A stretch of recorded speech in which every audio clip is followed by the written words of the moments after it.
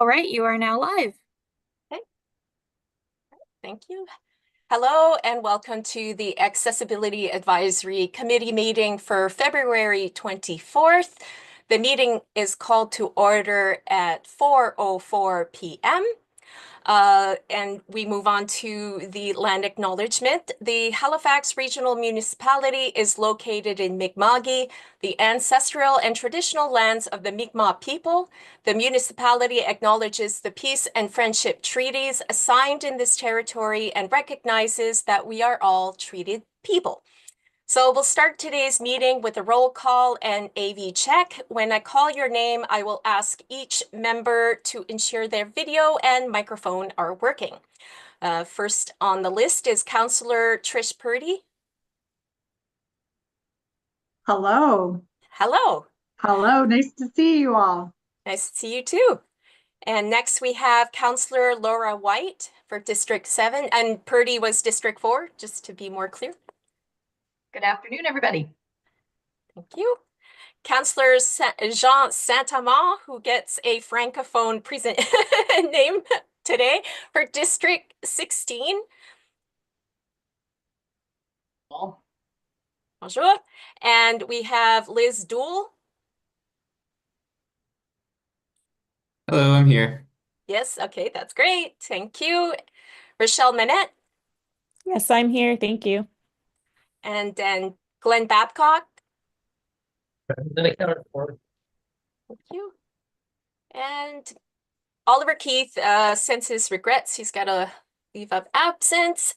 And I will now ask if there are any errors or omissions for the minutes of January 20th, 2025 for that meeting. If there are none, I would invite a member to move the following motion that the minutes of January 2025 Accessibility Advisory Committee meeting to be approved as presented.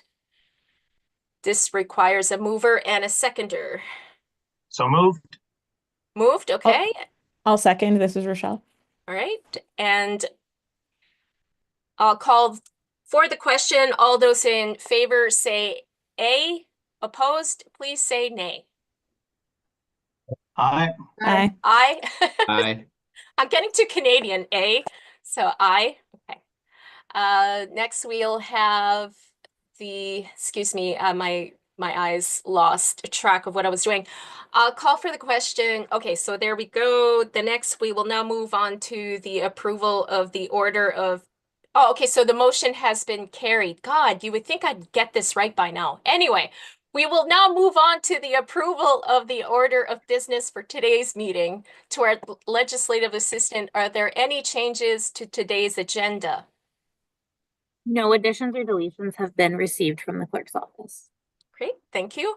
I will invite a member of the committee to move the following motion that the agenda be approved as presented. This requires a mover and seconder. So moved. Laura will move, yes. I'll second. Okay, Sean is seconding. Okay, so I'll call for question. All those in favor say aye or raise their hands. Aye. Aye, okay, that's great. The motion has been carried. Business arising out of the minutes, there are none. Call for declaration of conflict of interest. I will now ask if anyone has a conflict of interest to declare as a result of an item on today's agenda. It appears no. Consideration for deferred business. There is no deferred business. Correspondence, petitions, and delegations to our clerk. Has any correspondence been received? No correspondence has been received by the clerk's office. Okay, thank you. For petitions to our clerk, are there any petitions to be presented? No petitions have been received by the clerk's office. Okay, thank you. Now we're going to go to item 8, information items brought forward. There are none. And then report this. Okay, sorry, somebody is trying to call me as well. I'm gonna hang up that. Okay, so sorry, I got distracted here. Okay, so item number 9, new staff liaison introduction. invite Laura Bain, Coordinator, Accessibility Community Outreach and Research, to provide a brief introduction to the committee. Laura? Yeah, hi everyone. Thanks, Celine.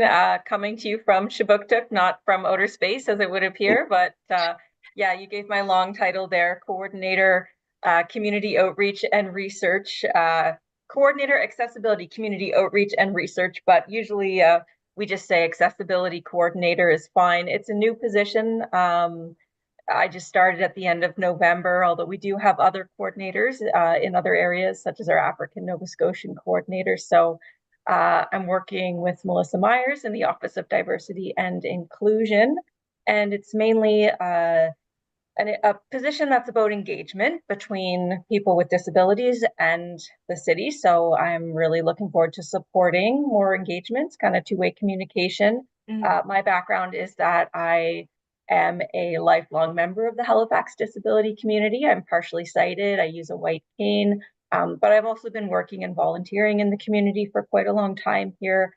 And I am just about to finish up a Master of Social Work at Dell. So don't hold that against me, but do bring that lens to things. And yeah, I'm really looking forward to getting to know everyone on the committee better over the next while.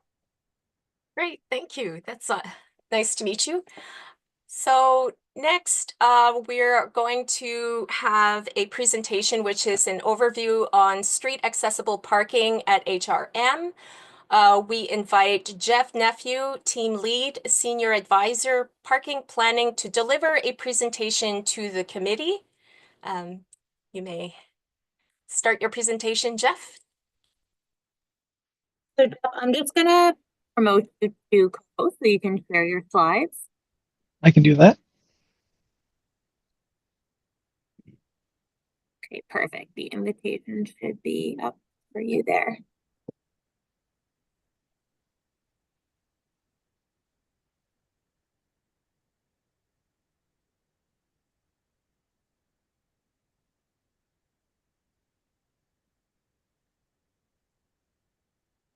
All right. Can everybody see my slides okay?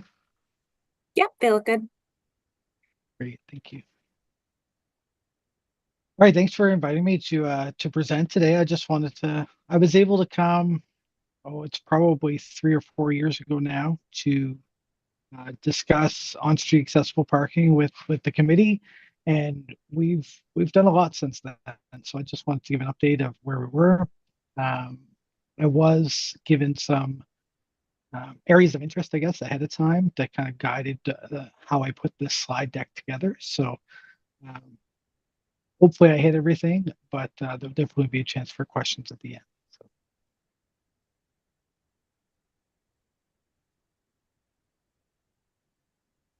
So I am Jeff Nephew. I am the Senior Parking Advisor for HRM. I'm born and raised grew up in Beaverbank and live in Bedford now with my wife and kids.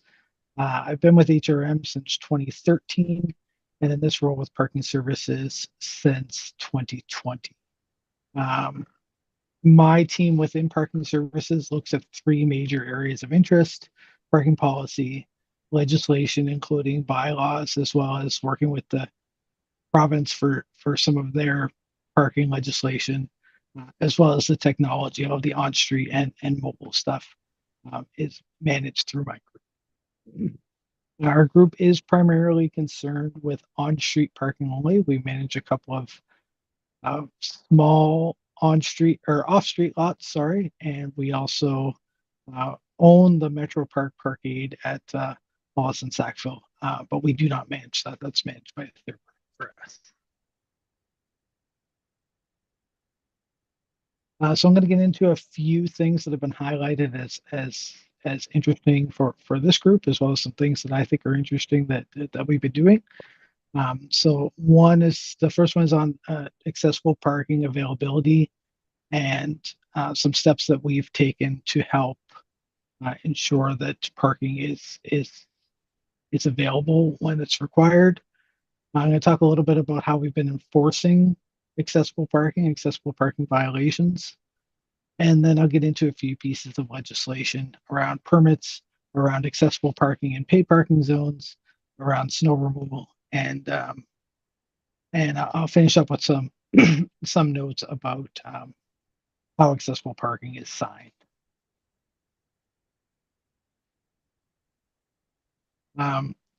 So the biggest piece, I think, of what we've done over the last few years is we've developed an NHRM internal document that is our accessible parking design and planning guidelines. And we set out with the goal of answering 3 questions. This document should tell us where accessible parking should be located, how many accessible parking spaces are needed as a proportion of our total parking supply, and what should those accessible parking spaces look like. So there's lots of places where we had signage that was installed that said this is an accessible parking space, but the environment around it said it was anything but. There was trees in the curb lane, there was nowhere to mount the curb. It was accessible in name only. So we took a look at, what does the perfect the ideal on-street parking space look like, and how far from destination should they be located, and where should they be. So we developed that document in 2021 and have been following that since then. We've also done audits on our existing accessible parking spaces to see some of those legacy spaces could be upgraded or relocated or otherwise remediated so that they would, serve better. But the biggest thing I think this has done is it's given us a new lens for all of our project reviews. So any development or road construction project that comes across my team's desk gets reviewed for various parking elements. But our first step is always, does this impact accessible parking? If so, how can we mitigate that? And if not, should it? Like, is this a location where when we rebuild this location because we're going to tear up curb, or we're going to, can we make this a place where accessible parking space would be well used and designed properly? So when I talk about the design, this is just an example of one of the drawings that came out.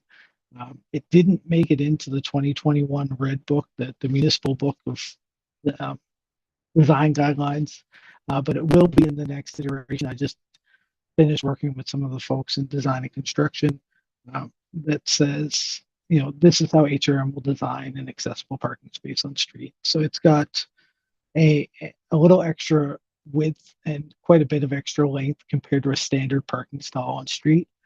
And it also necessarily has a hard surface on the passenger curb. So you're not unloading into, what could be a mucky, grassy verge. It's going to be concrete or pavers or something that's sturdy. One thing that's not called out on this slide, but it is noted in the drawing, is that we'll also have a necessary proximity to a curb ramp, whether it's at an intersection where a crosswalk exists or a purpose-made one for something mid-block. But those were the things we wanted to make sure that they were the right size, that they were next to a surface that was accessible, and that for anyone who required it, there was an adjacent curb ramp to be able to get up onto the sidewalk.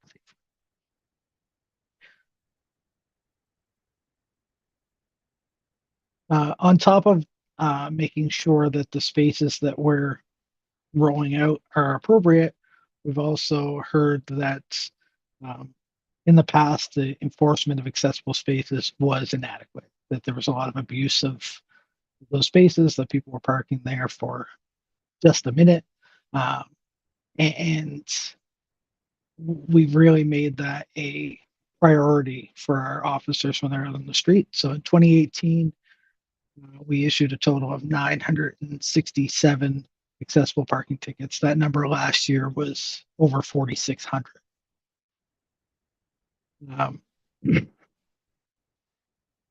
We also invested in education. A couple of years ago, we ran a Park Somewhere Else social media campaign. So the idea being that, like, if you're just stopping to pick up food, park somewhere else. Just running in for a minute, park somewhere else. Like, these are not quick stop convenient spaces for anything. These are designated as accessible parking spaces and intended for permit holders only. Another piece that we heard is that, and we still hear because it's true, but that the parking violation penalties were inadequate.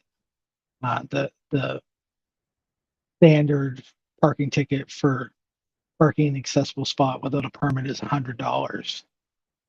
In some jurisdictions, it's, they're upwards of $700.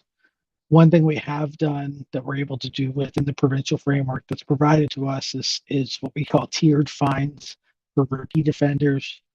And last year, we did issue 154 tickets under those programs for people who were caught parking an accessible spot without a permit multiple times. But ultimately, those fine amounts, as much as we'd like to increase them, are still governed by provincial legislation. So we're working, continually lobbying them to increase those fines to kind of provide a bigger deterrent to using those spaces without a permit.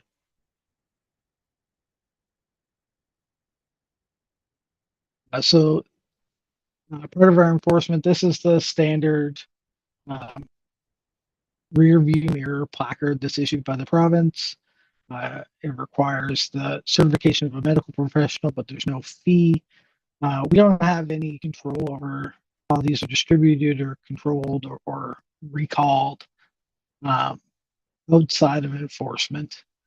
And that's kind of the piece that, that's where we find ourselves ending up. So these are two that we've confiscated recently. One of them you can see is expired in November of 2022 and had been continually used by somebody who wasn't the original applicant for it. They just had one, were using it for convenient parking. And the one on the right was the same thing. It belonged to a deceased grandparent, and somebody was using it just for accessible parking. So, but you can see that the expiry dates are written on in a Sharpie. Even people who are using these legitimately, those dates can wear off. It's difficult, even if the one on the right was a legitimate permit, to know if that is valid or not. So in the office, parking services staff can verify the permit. If we can read the permit number, we can check and make sure that yes, it's a valid permit, and the officer would not write the ticket.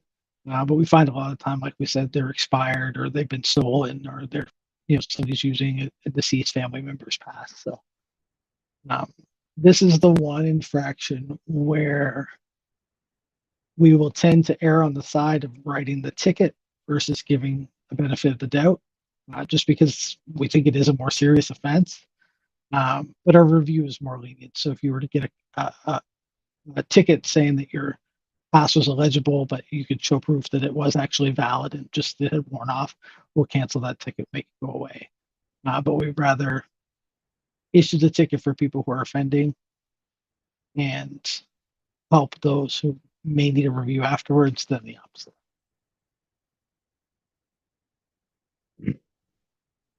So the next piece I want to get into is there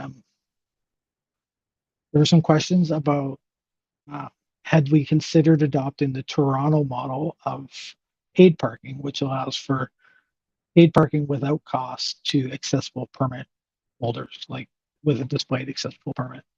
And this is just an excerpt from their paid parking memorandum that just says an accessible parking permit holder may park at on-street meters, machines, or mobile-only zones without depositing a payment during the hours of legal operation. We did consider this when we rolled out the technology back. The consideration was before my time. The technology rolled out just after I started.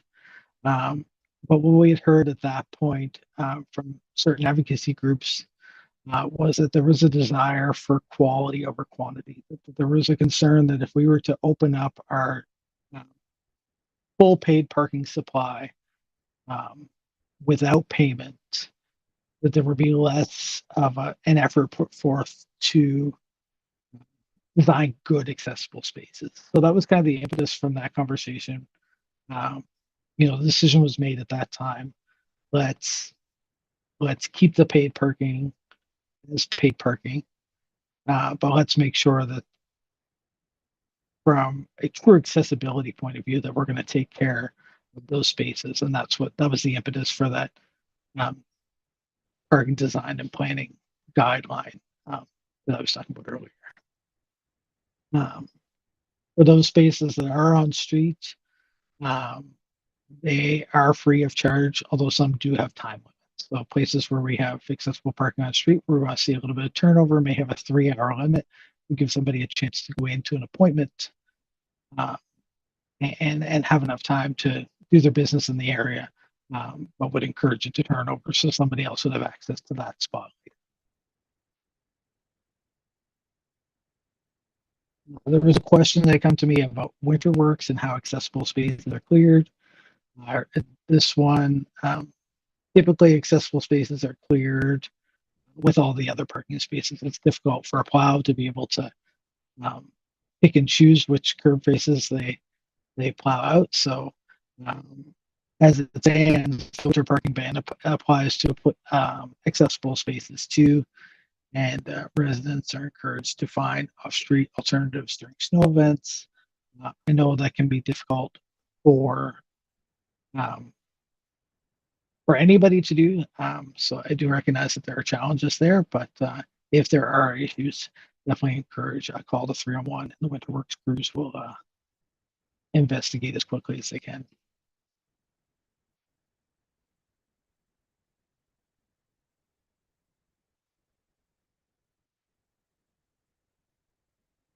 And the last piece I want to get into is just a little bit about signage and making our spaces a little more obvious. We're pretty tightly regulated about what our accessible parking signage has to look like. It must have a white background. It must have the circle line P. It must have the blue international symbol of accessibility, and it must have the words accessible parking by permit only. So on this sign example that I have here, the only optional piece is the time limit at the bottom. We can choose to put a time limit on it or not, or time of day. But it may be an accessible spot like Monday to Friday, or there were a couple that were just an accessible space on Sunday in front of houses of worship. We've kind of changed most of those over now, so they are full time. If they're required, they're required, so we put them in.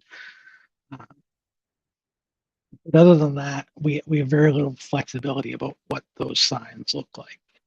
Now, that being said, there are some other jurisdictions that have modernized their signage to make it a little more noticeable. These are some from New York State. They've adopted a new modernized accessibility icon and just added a bit of variety so that those signs stand out a little bit, especially given in a lot of places that there are a lot of signs on the pole, so you want something that stands out. So, but unfortunately, as a municipality, we don't have any direct capacity to change those sign regulations. We have appealed to our provincial counterparts, and we'll continue to do so, and encourage you to, through your provincial representatives, do the same. But until those are changed, we're kind of stuck with what we've got. That's all I had for today to go over. I'm happy to take any questions, or my email address is there. So if you think this on before we finish, feel free to reach out after the fact. Okay. Great, thank you, Jeff. We are going to go through the speakers list, and the first person on the list is Rochelle Manette. Yes, thank you, Chair, and thank you, Jeff. That was, I feel like I put a lot of Excuse me. work. Oh, Can we remove the PowerPoint? Good point, Liz. Thank you Just for one that. moment while I get situated. Okay, perfect. Thank you, Rochelle. Go ahead. No problem. Thanks. Yes, thank you for that presentation. I feel like I put a lot of requests in for what it was going to be about, which means I have lots of questions and maybe some feedback. I think, oh my God, I'm like, where do I start? Because I don't want to take too long and, take up too much time for other folks.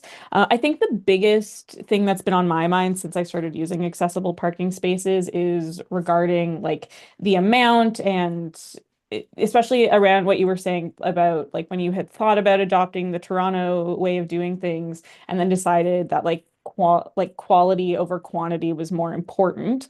I fear that doesn't necessarily apply here because the quality of many of the spots isn't necessarily been taken care of. Especially in winter, I have had so many conversations. Well, I've attempted to contact like winter operations so many times through 311, and they have never gotten back to me over the last like 3 months, essentially since when winter weather started happening. So I don't feel like quality is actually being maintained. And so in a situation where quality isn't really being maintained, like the quantity also goes down. And so, yeah, I feel like that maybe once applied, perhaps WinterWorks had more money or whatever. I don't know. Perhaps weather was just different when that was happening. I still lived here then. I don't remember the weather being that different, but I wasn't actively using accessible parking then. My body was different. But yeah, it does feel sort of like that is not, yeah, it feels like perhaps we should revisit the idea of implementing an opportunity for more people to decide what is accessible for them, which would be, if they have the pass, like not having to pay for parking is quite useful when you are sort of forced to drive in a city that isn't very accessible from like a transit perspective, or especially from like a walking perspective. So that feels like, top of my mind, especially like I looked at the presentation before and tried to guess what would happen. And then after hearing it, that was one of my main sort of concerns. Also sort of like in a system that's not adequate, aren't there like different steps we can take to make it more adequate rather than saying, if we do open up spots for other for people to use that don't have the signage, like we might not get to the good signage spots, but I feel like that's kind of a cop out. Like, we can have both things actually, and one is a great like middle ground to have more spots while we work on the better spots, in my opinion, at least. So yeah, that's kind of the first, the sort of like tiered access for people who need different levels of access, is what's going on in my mind. I wrote a lot of notes. Let me just find where I'm at now. And this is sort of, a lot of these are kind of on the same like wavelength, I suppose. Something that I've noticed around enforcement, I mean, it's really great to see that enforcement has, gotten better. But there is something concerning about how high the number of tickets are. Like, yes, enforcement's gotten better, but also there's like a ton of infractions, like so many. So that's kind of like wild. So this is like anyone who goes out at nighttime, I think, and like, certain times of the day, when enforcement isn't being done through like the 311 and the ticketing and all that, the current way to do it is that you have to call the police, non-emergency line, but still. As a queer person, I am not going to be calling the police on anyone, even someone who's just like taken a parking spot that I really needed and then forced me to essentially like not do the thing I was going to do and have to go home. Yeah, like I do not feel safe calling the police. I know many others in lots of marginalized communities who do not feel safe calling the police. And so that feels like perhaps there needs to be a new resource. Yeah, I think a lot of people are not going to be calling the cops over a parking issue, unless it's like an actual emergency. And, I didn't get to do all the things I wanted to do at nighttime, but I wouldn't say it's an emergency. It's more just like annoying and like kind of dehumanizing. These are like sort of small, well, they're not small. I run into them all the time. When there's a big construction project that like removes an accessible parking spot, sometimes there's like a temporary replacement. often there isn't. And when I have like called 311 or emailed 311 to say like, hey, can this be looked at? Like it never happens. Throughout all the Barrington Street, like bus related construction that was happening down there was an entire like 4 or 5 accessible parking spots that were removed, and they were never replaced or like put in a temporary spot. And now like that construction project is over. So like 6.5 months later or so, if I remember correctly, that's when like accessible parking became available now. And like over in that area of the city, not a lot of accessible parking to start off with, and it's a pretty like inaccessible spot. So it's like it really makes a difference to who is accessing that area of the city. And I think and then one thing, this is like some little, I don't want to say nitpicking, like I do think that they're important. But something that I've noticed is the accessible spot like map that is like the interactive map that's online isn't updated super regularly, or maybe it's been updated more, but I have gone to look at things many times and there's either a spot that's disappeared and is still on the map, or the other way around where I'm like, oh, like I tried to look that up and that wasn't on the map, but I'm glad I found it. I've really started to just like be doing audits of spaces I can park all over the city every time I drive anywhere. And the last piece was just around something you said around there being no fee for getting an accessible parking pass. It's true that you do not have to pay a fee to like get the pass itself, but you do have to pay, I would say, at least all the doctors that I've ever been to make you pay for the form to be eligible for it. So there like is a fee, and it's not cheap. It's like, I mean, doctors can kind of charge what they want. So yeah, I don't know. It would be kind of cool if there was like some sort of reimbursement process for people who are going through that. Because yeah, some people will just not even be able to afford to like get that doctor's note in the first place to be eligible for that. And that's like a pretty big barrier, I would say. Okay, I think that I have gotten through my whole list. It was long. Thanks for listening. I don't know if you have like responses or anything to any of them, but also I'm happy to just kind of pass it on to whomever now. I just want to remark that we're doing great for time, so you could come back, Rochelle. Like at the end, we'll leave the floor open for anyone who wanted to come back. And yes, Jeff, if you have anything to share with what Rochelle has shared.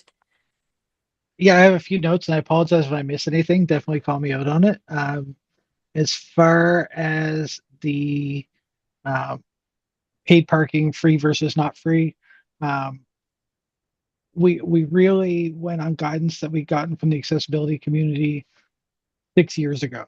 So it is probably time to revisit it and say, while we have done some things to improve the way we handle accessible parking versus what we did 6 years ago, there's obviously ways to improve, and we'd be happy to revisit whether it's a paid parking program or any other options that we could have to improve that. Cool.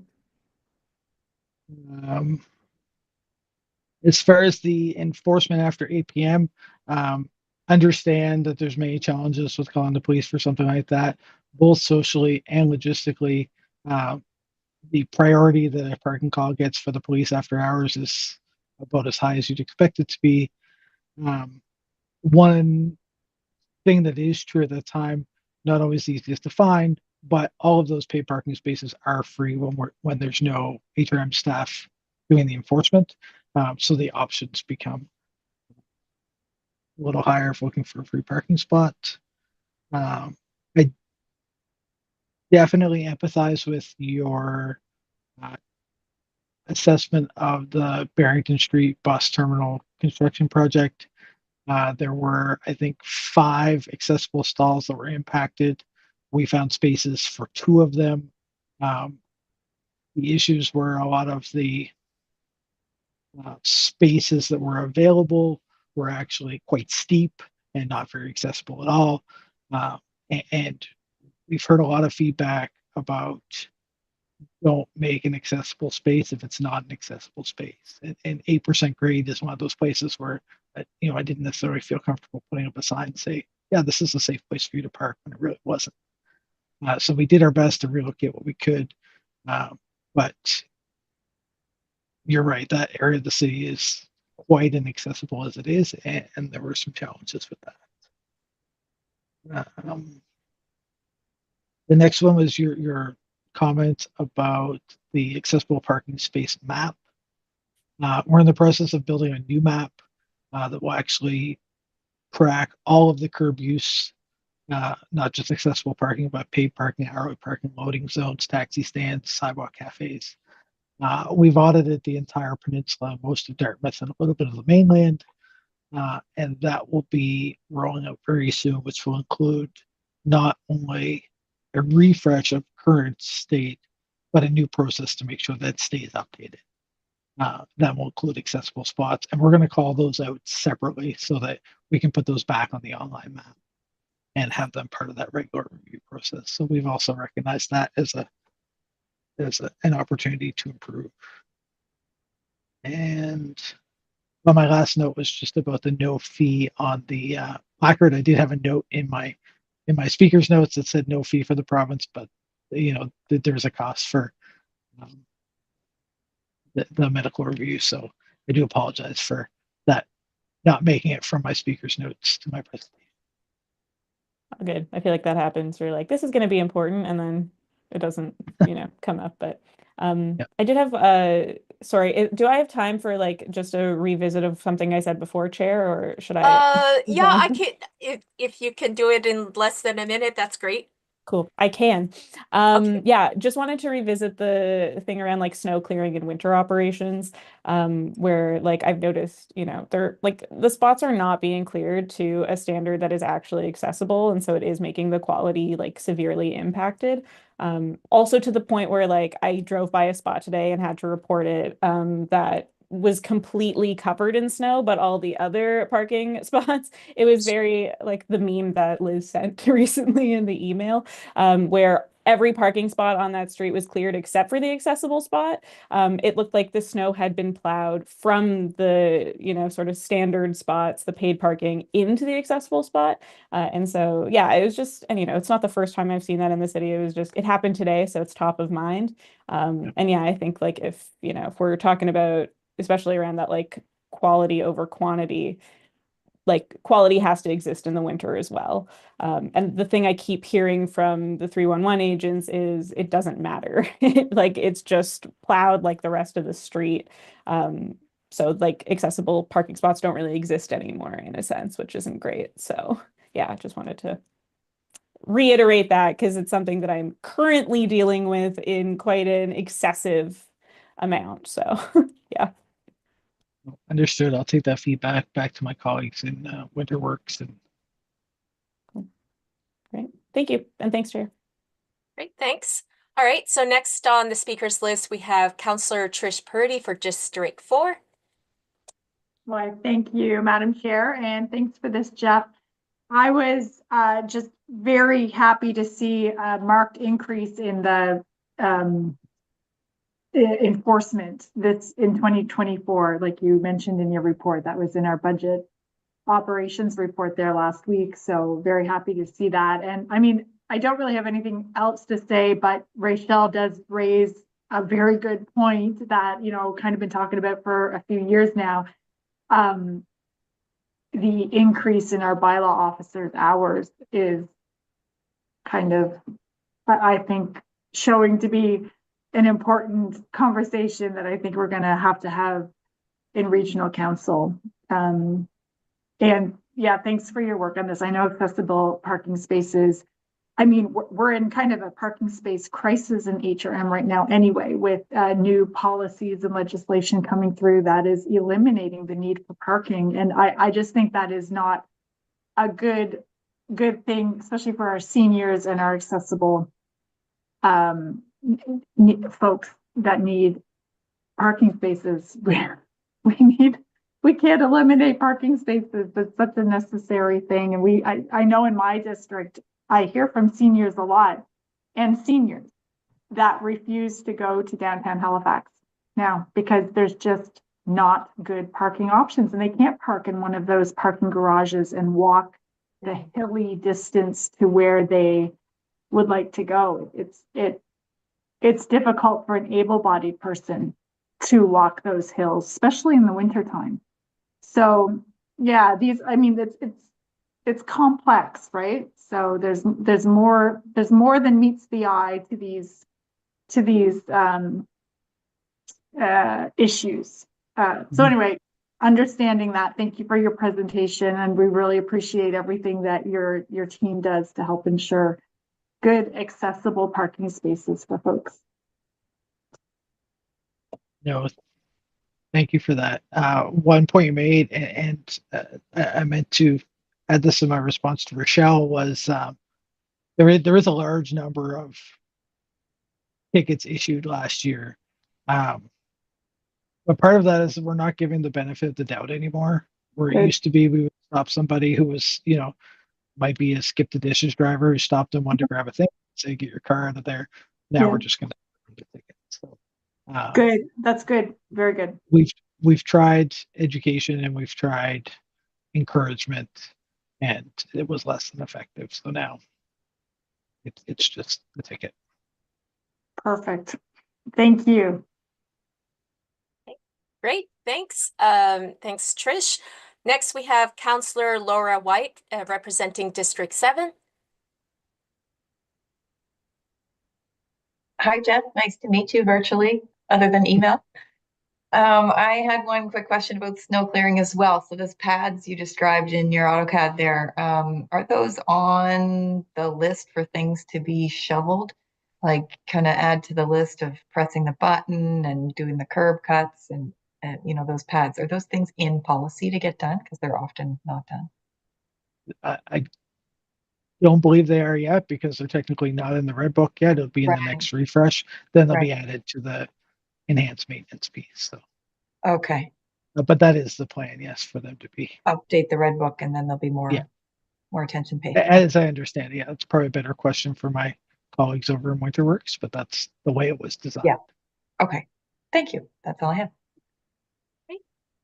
Thank you, Laura. Next, we have Councillor Jean Saint-Amand, representing District 16. Thanks for the update, Jeff. I've definitely got a couple of questions for you. The two totals for tickets that you provided were 2018 versus 2024, and with the marked increase in the tickets, was there in that time any increase in the inventory of on-street accessible parking during that time that would account for at least a tiny percentage of that increase? Yes, we have increased the on-street inventory, but not near to that degree. Right, yeah. That's it would be a small piece. Makes sense. Couple of related questions. So one that immediately came to mind when Councillor White asked about whether or not they were already in policy for clearing. Do we also, like you mentioned that the GIS map will wind up being updated to reflect the current inventory and potentially even have additional layers to include a variety of other conditions that would be reportable to those requiring accessibility. And I'm wondering if those with a hard pad versus those that have not yet received that kind of revision, because you mentioned that some of these things are being added when other repairs are being done, either curbside or something else being done on the street. So will we create an inventory list of those that have them versus those that don't, that would be a part of that list? And similarly, would we also have the capacity to track the condition of each of the on-street accessible parking spaces along the same lines as what the traffic team already does in tracking the condition of each and every road that's within our HRM inventory? I'm just wondering whether or not we will wind up tracking that so that we're monitoring the condition of each of those, even outside the seasons within which we would expect to be monitoring whether or not they've been cleared. And I do note that within the mapping system right now, I recognize that thus far it's principally focused on the downtown areas. So downtown Halifax, downtown Dartmouth, extremely well represented. I counted 2 spaces in all of Bedford and none in Sackville that were on the map currently. I have to think that there's a greater inventory than that. It might not be a heck of a lot better than that. I really don't know. but I'd like to think that there are more that can. And so with this refresh, will that also wind up increasing the radius around the downtown area that will wind up being presented in the map for those?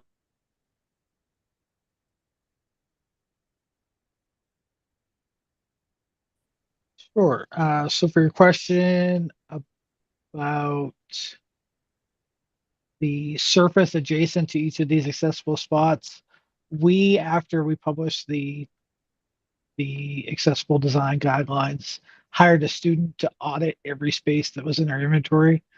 So we do have a data set that's attached to the GIS record that says whether it's grass or concrete or gravel. So that data set's already collected. And then for any new spaces, they should all be concrete or paver because we're designing them to the standard. Right, yeah.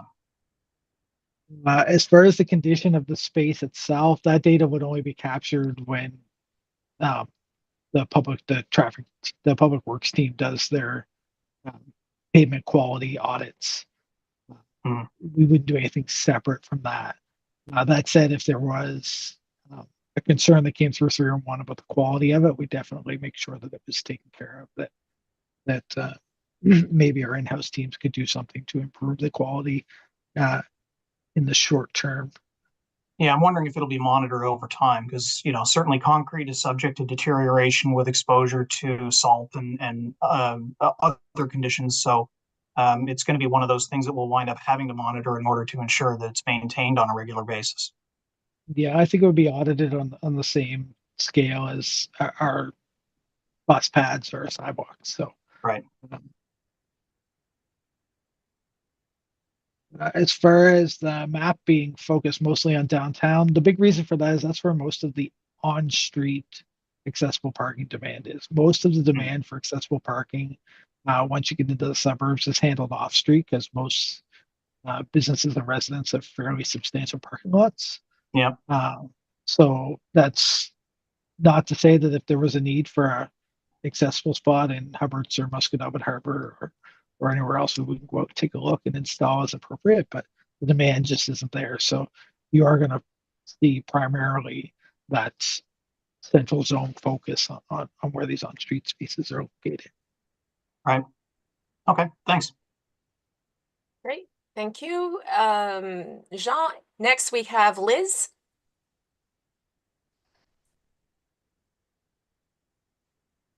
I really enjoyed the presentation, Jeff. I'm I'm trying not to use the sign for nephew, but to actually spell your name nephew. I just have two things that came up for the presentation. So recently I was driving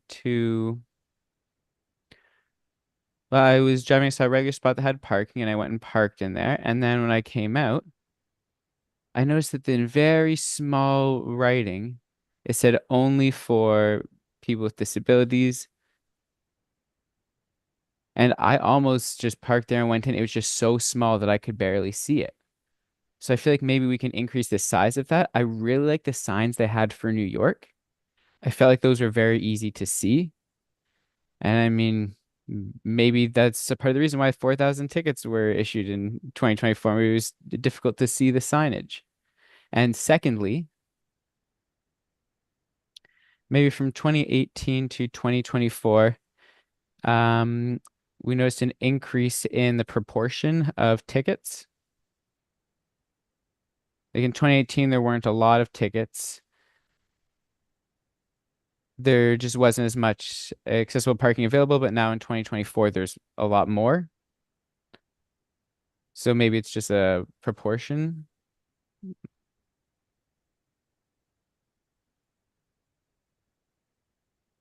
Like maybe if we increase the number of accessible parking spaces, the number of tickets will increase as well.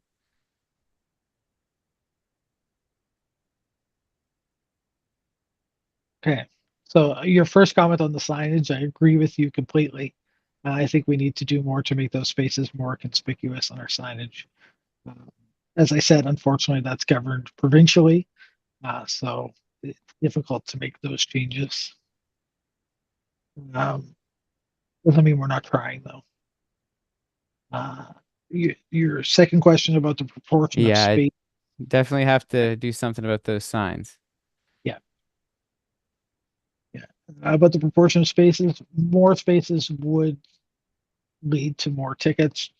But we didn't have a five-fold increase in the number of accessible parking spaces over that time. It was a relatively modest increase. So I would say that 80 to 90% of that increase is just on greater attention to enforcement rather than increased opportunities. Great. Is there anything else to add, Liz?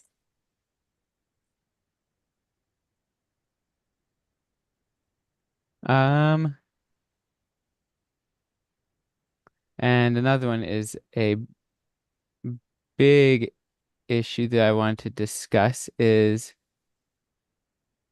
the ice on the sidewalks. It's many older folks are really having troubles. They don't want to go outside and walk, especially in parking, because then they can't even use the sidewalk because it's all iced over.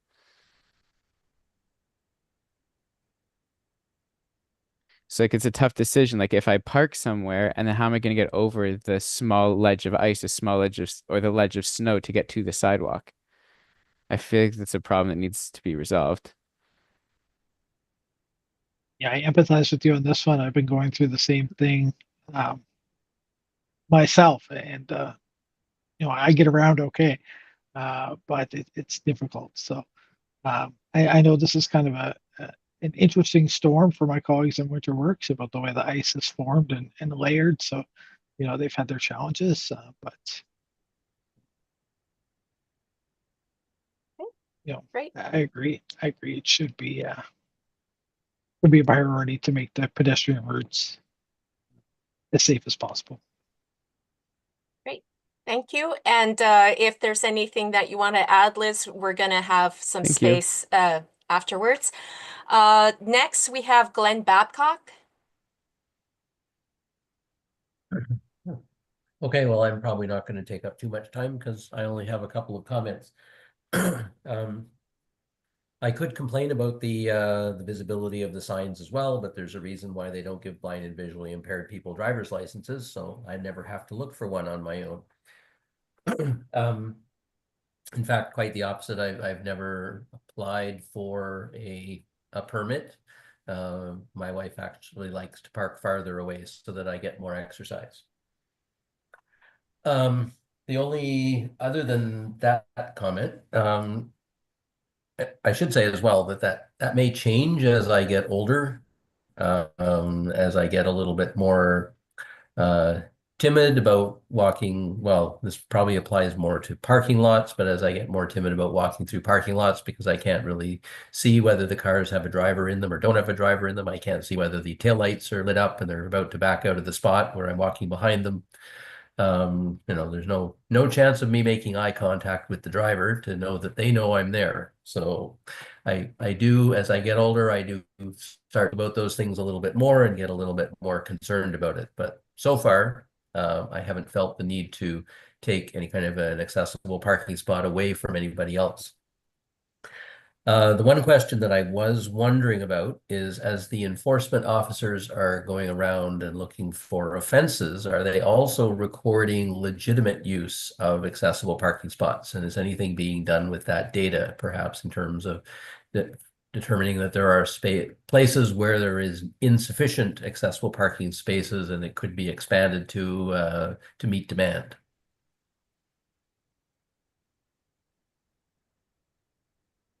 An interesting question right now. No, based on some of the policies we have in place for privacy legislation, if we collect data of somebody who's following all the rules and there's no violation, then we'll purge that data. We don't keep it. That said, we have done some. If there are some accessible parking areas where we receive questions about whether or not they're being used appropriately. A lot of times in those time spaces I was talking about where they're meant to turn over, We will do like an anonymous audit of those spaces over a course of a couple of weeks to see if people are, we don't collect plates or make or model, but we'll see if there's if the spaces are being used as they're meant to be. But the officer's data doesn't collect anything about legitimate use of.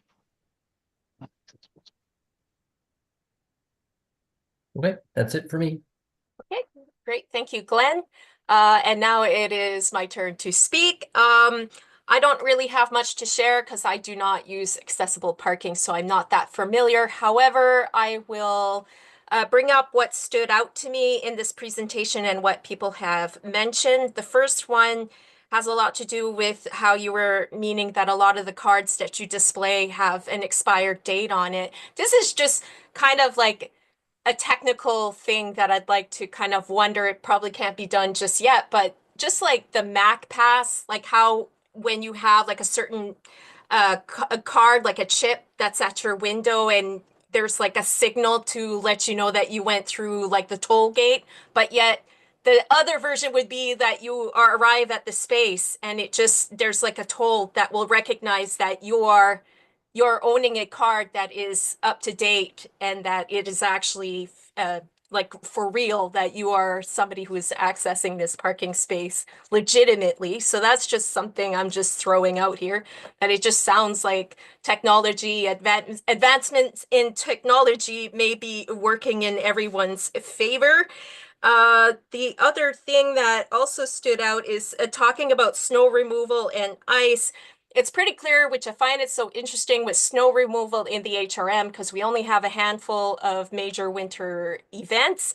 I kind of approach it as to how can we even just have like some sort of civilian involvement where someone would be appointed to be able to take care of these places that they would either A, have a snowplow or some sort of equipment that they can do it, and that would, this is me throwing it out, rewarding them with bus passes or something to incentivize a citizen to want to help out. Because if we're not able to get snow removal, the whole like the whole crew to be able to remove snow on time, at the same date, like exactly like someone was mentioning, it's like a week, 2 weeks later, and that spot has still not had the snow removed. Like, I just think we should kind of look at the fact that maybe, as we did at one time, have civic involvement where people were actually shoveling for the city. So that would be something to look at. The other thing,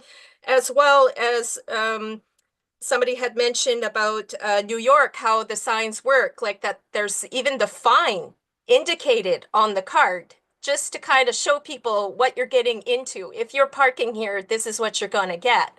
I think that would kind of help steer some behavior. The other part as well that I've kind of always wondered, because it is true. I remember one person who is a wheelchair user tend to police people who are taking accessible spots around the Spring Garden area.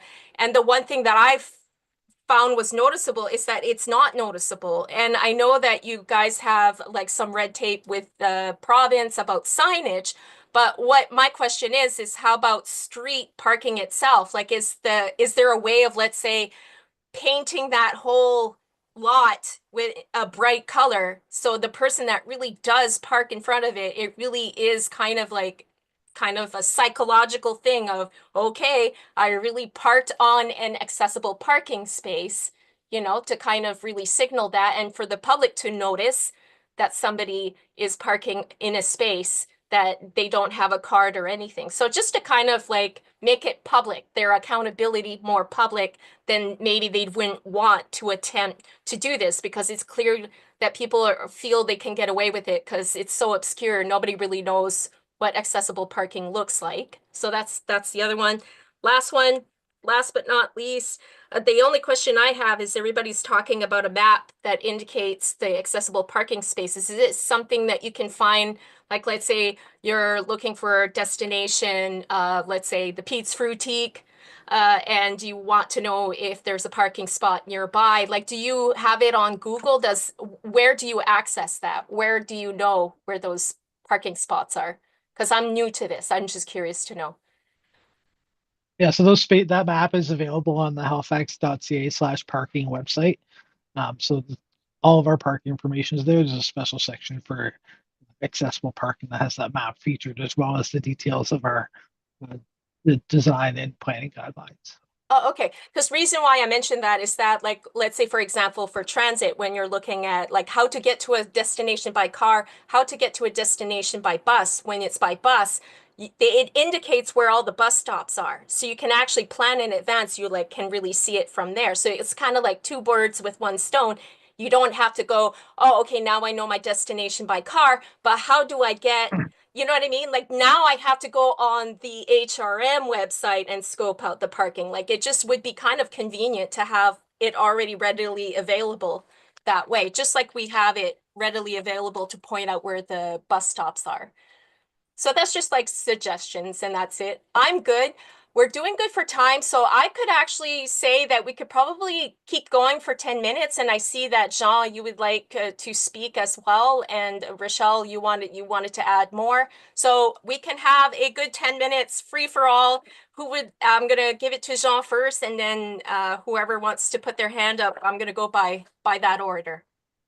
Thanks. Celine, I was actually reminded of a question that I didn't ask because of the specific question that you did. Okay. And that was whether or not the GIS data that we have for the purposes of our own mapping is also being pushed out to third parties like Google and other mapping applications so that they can utilize that to be able to layer that in on transit, active transportation maps, et cetera. Whether they're actively making use of that data or not, if we certainly have the capacity to deliver that data in a form that they can use because we're already doing that for transit. So it's really just a matter of whether or not we're similarly sending them data on where our on-site accessible parking is. And then hopefully that's something that they'll think to add to their maps. That layer on accessible parking, I believe, is available on open data, so it would be free for developers to pull in as they need it. The new map with the full curb use availability, that's not public yet. That's a limited release even internally. But the idea would be that would also be a publicly available stream to allow developers to make use of that however they're able to. Anything to add else, Jean? Not specifically, other than, we recognize that, people are using Google Maps on a routine basis for a lot of different transportation planning. And whether Google actually goes and puts this kind of information into a simple button click of their main application, or whether or not we choose whether it's an HRM developer that takes the open data and creates our own version of Google Maps that has our municipality's data layered into it, that would still allow the user to interact with Google in a familiar way that would allow them to use the directions to application, for example, because at least those specific locations would have a pinpoint on the map that could be used for directions.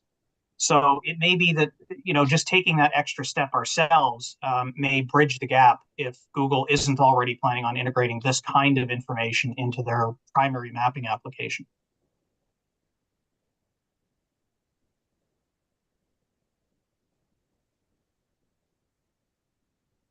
Well, that's great. I made a note here to look at, ways that we can accelerate that integration and find a way to get that data onto Google Maps.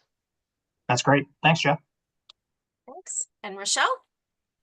Yes, I did have one last comment, and I didn't want to take too long, but something that I had forgotten to mention, in terms of the because I'm sort of always thinking about this. My family lives in Toronto, and my mom also has an accessible parking pass, so I'm just always comparing the two. That like a accessible spot that exists right now, but is very far away from where someone needs to go, like even if it is technically cleared and maintained perfectly, is still going to be like less accessible for someone who has reduced mobility and just needs like less time to walk. So, and this is kind of like I had made some random comment, I think, before about like people being able to choose what's accessible for them. And like I work in a lot of like accessibility practices and stuff like that. Like accessibility really is like the best accessibility, in my opinion, at least, from the work I do, is like tailored to the individual who needs it. And so for people being able to say, look at all this parking that's available to me, I will choose what makes the most sense for me based on what's available, based on like what has actually been cleared and maintained, under sort of this like this larger piece of like I got this parking pass because I needed this like extra layer. Yeah, I think I don't know. I know that it was, maybe it is time for that new survey or what have you, because 6 years ago is a long time ago, and like the population has increased. Like parking is less accessible for people anyways. And as far as I know, the population of like disability community has also increased quite a bit in the last 6 years. Pretty significantly, if I'm not mistaken, but I can't think of the numbers off the top of my head. So, things have changed in the last 6 years. It'd be great to see just like more opportunity for whatever that survey was or whatever the information was, like the information collection process was. It'd be great to like see it happen again. Because I'm also like, I'm one person who uses these spaces. I would love to hear what other people are talking about. These are just, I use these every day, and sometimes when I can't find one, I go home because I don't have any other options. Like I just can't make it from wherever else I was, supposed to park kind of thing. So that kind of sucks sometimes. But yeah, thank you again for this presentation and for answering a lot of the questions that I had in the first place. No, you're most welcome, and we'll definitely take that back. I think you're right. It's probably time for another round of public consultation, and just a follow-up to make sure that we're not missing anything. Thank you. Great, thanks. And so we have 4 minutes left. Anybody else have anything to add? Just going once, going twice. It appears no. Okay, well, thank you so much, Jeff Nephew, for this presentation and answering our questions and taking this time. Thank you so much. No, you're most welcome. Thank you. Thanks. Okay, so great. The next item we have is the 2025 Town Hall Planning. We will now have a conversation regarding this upcoming event. Links to the 2022 and 2023 Town Hall meetings were distributed through the agenda package for members to review. Prior to this discussion, we will begin with some remarks from Melissa Myers, Accessibility Advisor on the upcoming Town Hall. Melissa? Are you there? Yes. Good afternoon, everyone. Thank you so much. Yeah. So, with this committee, because we have a lot of new committee members. So, with this committee, one of the actions in your work plan annually is to put on a town hall. So, this would be my you'll have to be involved with the town hall. So how it typically works is myself and Elizabeth, who was the LA for this committee, we would help support what this committee wants the town hall to look like. So in the past, and I'll give you an example of what we did in the past. So typically the town hall is around November time. So typically the first thing committee would decide when do you want to have the town hall. So, and it's typically in the evening. We've had it a lot at the Halifax Central Library.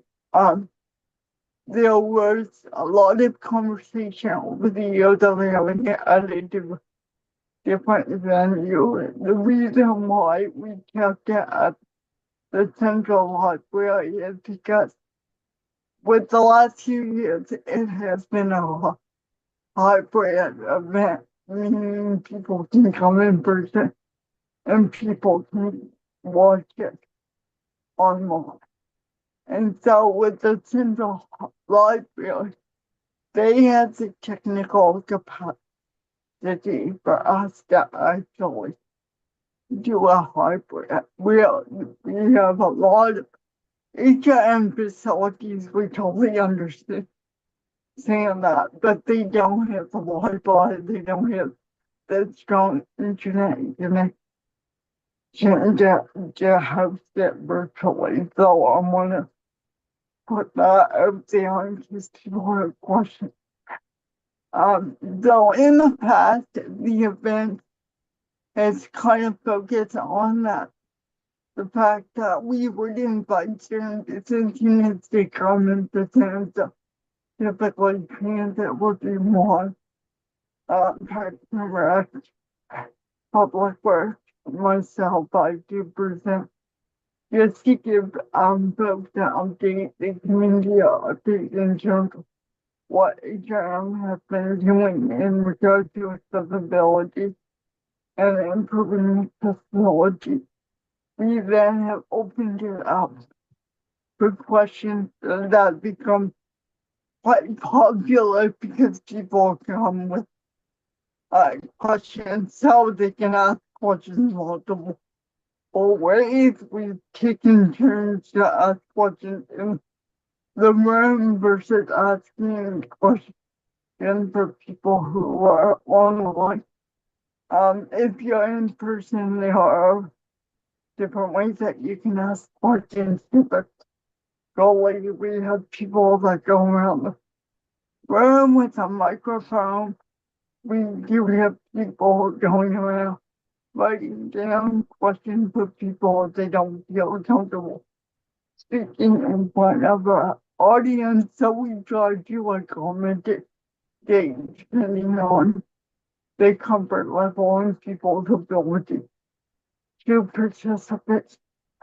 And one of the town halls that we did, the last town hall, part of it was, the first part of the town hall was that people could ask questions to the panelists.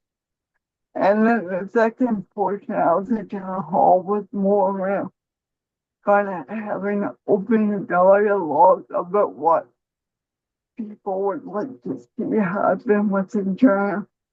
I will be quite honest with this group, that wasn't very popular. People would have rather continue to go on with the panel discussion. There was a lot of people in the room that still had questions for HRM staff. They felt like they couldn't ask all those questions, and you wouldn't be able to tell watching it virtually, but some people ended up leaving halfway through because they weren't interested in the second part. I only tell you all this out because I want you to have a wide understanding of what we did in the past. That way this community can kind of decide what you would like to see for this upcoming year. And also I do encourage Councilor Purdy, you've been here in the past. Rochelle, Elizabeth, if you have any other thoughts, it's welcome those perspectives because you've also been involved in doing this town hall. So I'll leave it like that. And if people have questions, I'm totally here to try to answer questions. Melissa, do you Yeah. mean Liz Jewell or Elizabeth? Oh, Liz Joel, I'm sorry. Yes. Me? Okay, perfect. Sorry, I got a little confused which one. Great. Thank you, Melissa. So for the speakers list, we're going to start with Rochelle Manette. Yes, thank you, Chair, and thanks, Melissa. I think I love the town hall. I think it's really great. I do agree that like I loved the idea for the visioning session, or at least the like asking for public feedback about what the Accessibility Advisory Committee could be doing, and also feedback around like what are people's sort of like top priorities when it comes to like an accessible HRM. But I agree that like, you know, a lot of people get really, I don't want to say stuck because like these issues are very real and very important for people. And so it's not that they're stuck on them, it's that like that's what's impacting their lives. And so often it's housing. Like for the last two town halls, people were talking about housing so much. And that is difficult when, you know, there was no representative from the province to talk, like to speak to housing. And I mean, you know, I can't remember his name, but the person who is, you know, involved in like the housing stuff from the HRM, which is essentially just the response to homelessness. So, you know, there was a person there. I think that he was helpful in like offering information about what the role of the municipality is, but it didn't really address people's concerns and issues, which are like very real for people and very kind of devastating in a lot of circumstances. That being said, I do think that like that focus that people have is what has led to like there not really being an opportunity to like switch focus from the panel to the sort of visioning session. Also, at least in last year's, I found the transition between the panel and the visioning session like didn't really happen. There wasn't like, okay, we're going to take a 5-minute break and then we're going to get into this visioning session. Like, I think we attempted to go from like one to the other, and there was not really like a strong, like, I don't know, introduction of here's where we're going next, which I don't think was anyone in particular, like, it wasn't anyone's fault. It was just like no one was assigned to like make that transition happen. And after the panel, everyone wanted to eat the snacks that were provided. And so I think there needed to be a break. I think perhaps a break to like switch people, like shift people's focus would have been helpful.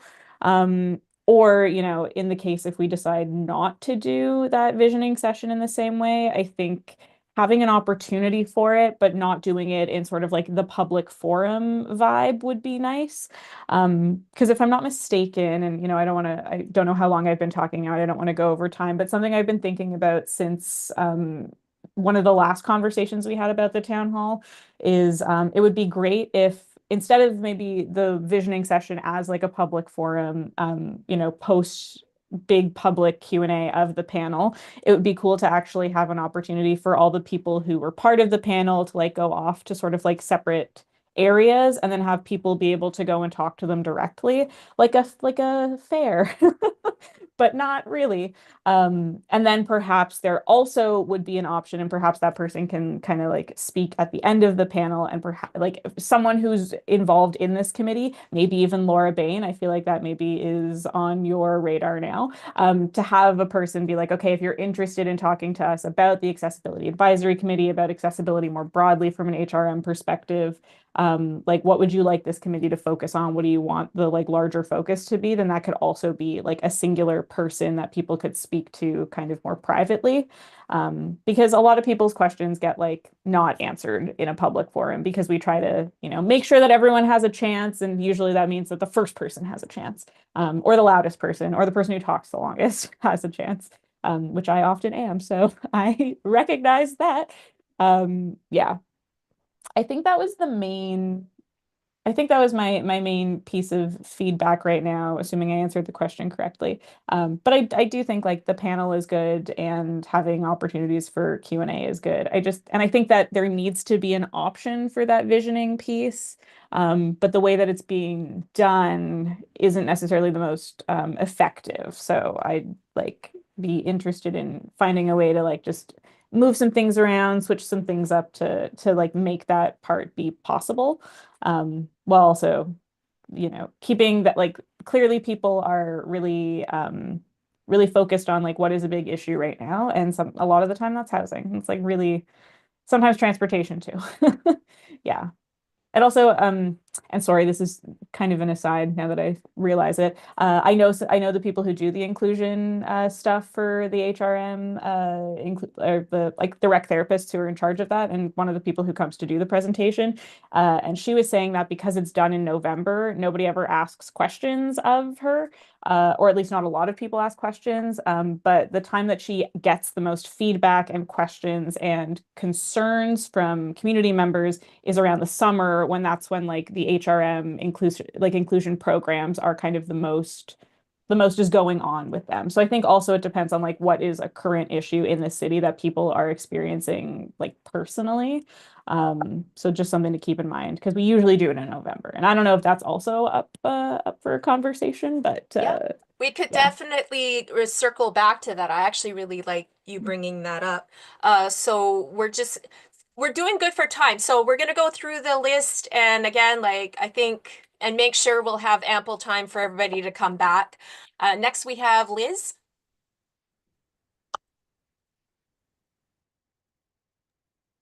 Maybe I'm wrong, or maybe people disagree, but I just want to throw this out there. I noticed maybe when we had 4 or 5 people or panelists or counselors, they made some comments, they take turns. And I noticed that there's a lot of stuff that was sort of just going by me. I was trying to read what was going on the screen. I was looking for keywords or key topics. I think that would be something nice to project onto the screen so we know what it's related to. So if you have a question about something, you might not remember exactly what they said, but you can ask something about that, like a trigger word, like something that would get you like, oh, you were talking about this, but I forgot the specifics, but I have a question about the topic that you represent, so I can ask you about it. And that gives us time to think about a question we want to ask, or if a person wants to stand and make that comment, they can. That's just throwing it out there. Some people might be scared to make a comment in front of everyone, or they might have anxiety.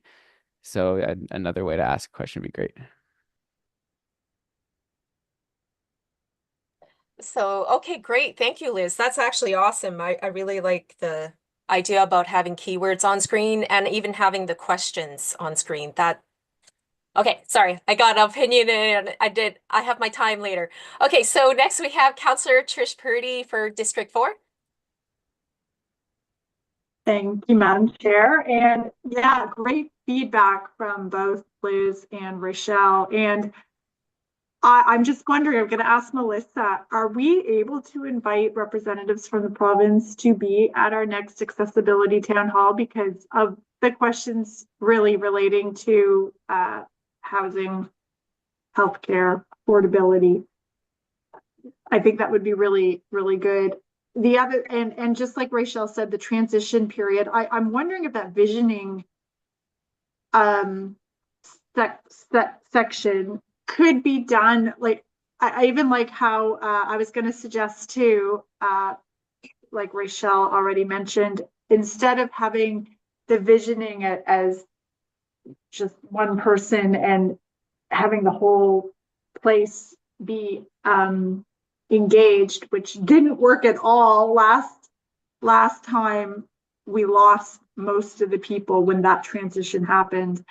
Wondering if that can be for folks who are interested in the visioning of the future of the Accessibility Committee, to have that as an option, maybe off in the corner, have all of our folks still available to meet people one-on-one for conversation, like a fair, like a, that type of setting, so people can get their food and their snacks and talk to people one-on-one, or just have conversations in small groups around the different department staff that are there, and maybe they could bring backup, so it's not just one person with other folks who are coming to talk, but maybe there can be like what we do in our public information meetings for proposed development.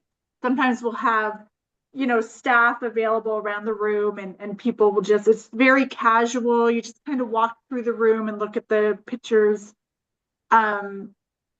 instead of having a big formal meeting.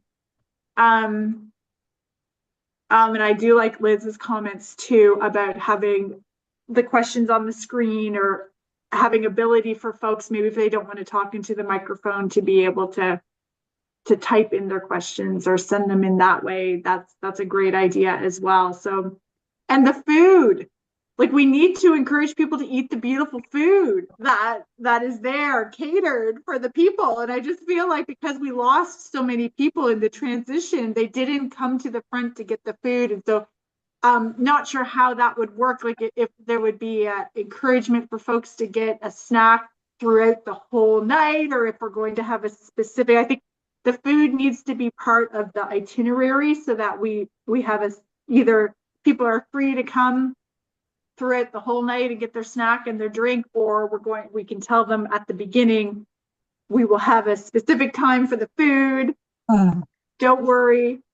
Okay, anyway, that's my feedback, but I love the town halls. I think they're a great opportunity to hear from people, and looking forward to the next one.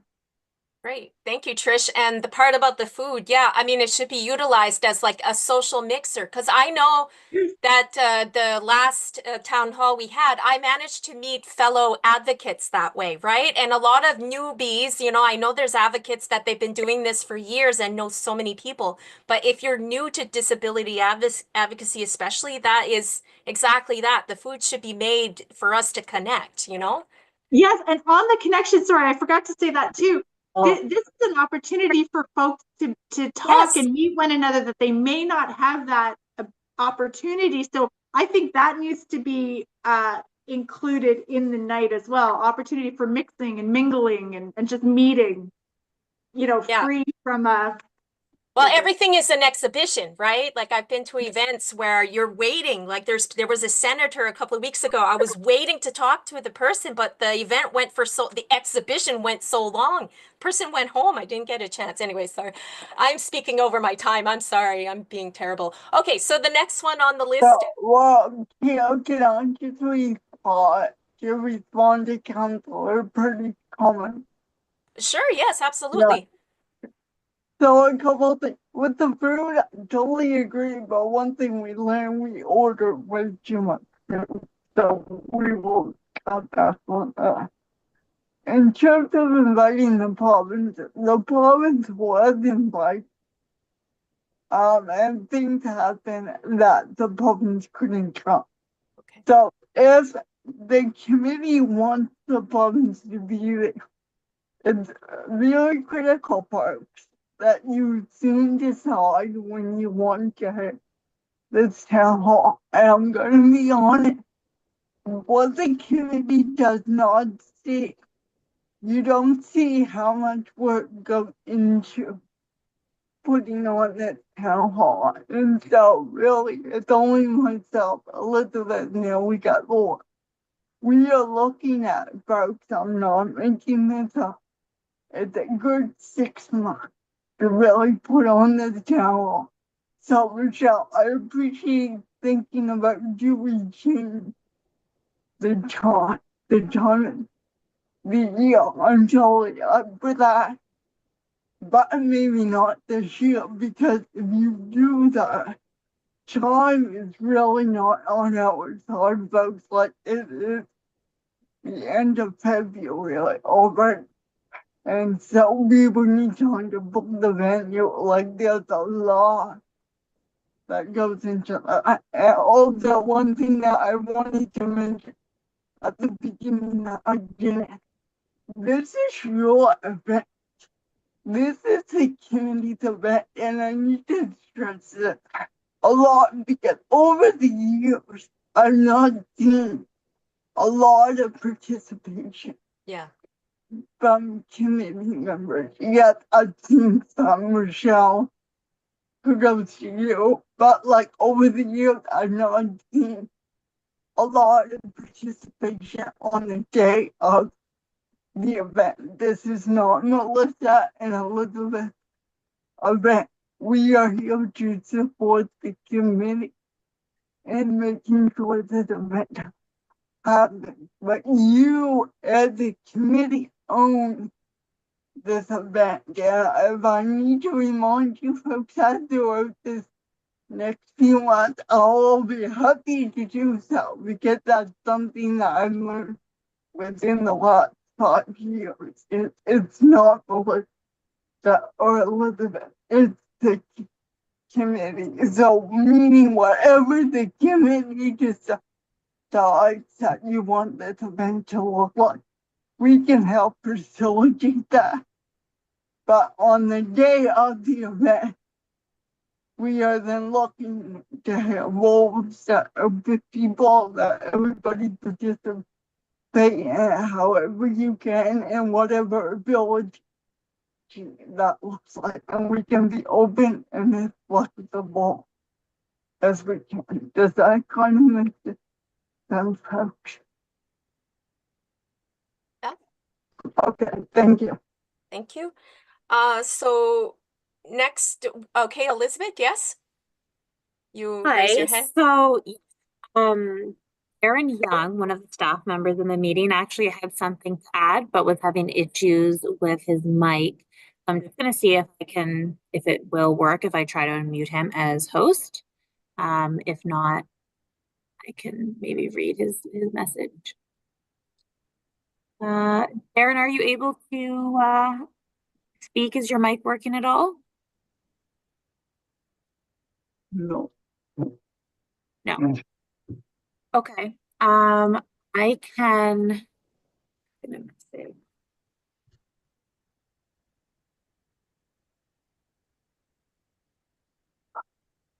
You can Yeah, continue move on to Darren, the, I'll okay, just- sure. Yeah, and I can Yeah, add something okay. else later for Sounds good. Darren. Sure. Okay, so next we have Councillor Laura White for District 7. I apologize. I wasn't able to watch the videos for another time. So I guess my only question is just like, is there a certain topic picked? It sounds like, Oh, yeah. you know, The I panel, guess we have to get off the rails if we don't have a specific topic to talk about. oh, we do. Well, I know I'm gonna get to that one, so I promise. And I don't know if Melissa wanted to add to that. Yeah, so that's a great question, Counselor. Typically, like I said, there is no topic. The topic is around accessibility. The topic is around what have we done the past year to improve accessibility? What are the current issues? So I get it. It's a topic. It just doesn't really change from year to year because people come to see, okay, what have you improved? Or this is my time to come and complain about X, Y, and Z. Okay, so there's like a variety of staff members and counselors on the panel, or just staff members, or? Yeah, there's probably between 6 to 8 staff. Yeah. Okay, I'll keep listening and learning. Okay. Thank you. Great. So Elizabeth, do you want me to carry on to the next speaker? I just checked with Darren. He said I'm okay to read his message out loud. It was just Okay, in sure. response to, I think, something that another member had brought up. Just a reminder to committee members that having tables or displays don't allow for the use of CART or ASL interpreters as people move around. In addition, those who are joining virtually can take part. This is why we changed to that format. I can't speak any further to it. I just wanted to communicate what Darren had added for a bit more context. Okay, great, thank you. Next, we have on the speakers list is Councillor Jean Saint-Amand for District 16. Thank you. I'm going to build off of the comment that Liz had made. I thought that was a great suggestion. In fact, I've seen something like that done in live presentations wherein, now granted, it comes down to whether or not we see smartphones themselves as being particularly accessible.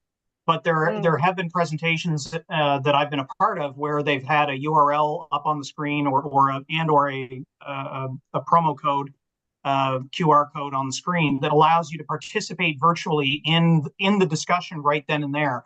And that can be anything from submitting a question anonymously so that it can be addressed by those that are at the front of the room, without necessarily having to have that person ask it themselves. It can also be that in the process of doing so, there can be a word cloud that is populated on the screen to sort of give some emphasis to certain topics over others, to give you a relative sense of, with all the submissions coming in, I mean, it can be just a keyword submission from the crowd to say what they want to have talked about. And that can wind up providing at least a little bit of direction so that the people that are there to respond to questions and provide some answers to the folks that are in the room, they can kind of steer around those at least key topic areas and then have the discussion flow more naturally from those key areas. So great suggestion, Liz, and there's a technology solution that can help us get there too. Yeah, thank you, Jean. Even just mentioning the word cloud, because this actually makes things very accessible for neurodivergent people, really to be able to develop what they want to say, because sometimes it just, especially when something is approached on the spot, it's very difficult for people to process the language, and that would actually be serving as a fantastic aid. Yeah, it's a nice little assistive prompt. Absolutely, yes. Okay, great. So we're actually doing pretty good for time. We had 20 minutes. So next we have, and then that's it. We're gonna spin it back so people can come back with ideas and questions. Next we have Glenn Babcock. Well, once again, I'll be pretty quick. I'm having a little bit of trouble imagining how these town halls progress. I had been to town halls when I was working. Was mostly sitting there listening to people talk at the front of the room. And I've been to other sorts of like experience expos, which are more interactive, but are focused on other topics. I guess I'm just going to have to attend one this year and see how they go. And if there's food, I'll probably be there. The only comment I was going to make, Councillor Amand has already made. Basically, I was remembering situations at work where they had wanted to have people who might be participating in a training class in particular, but they didn't want people to be interrupting the flow of the training with their questions. And so what they were using was a moderated Q&A tool, which I think the one that we used at work was Slido.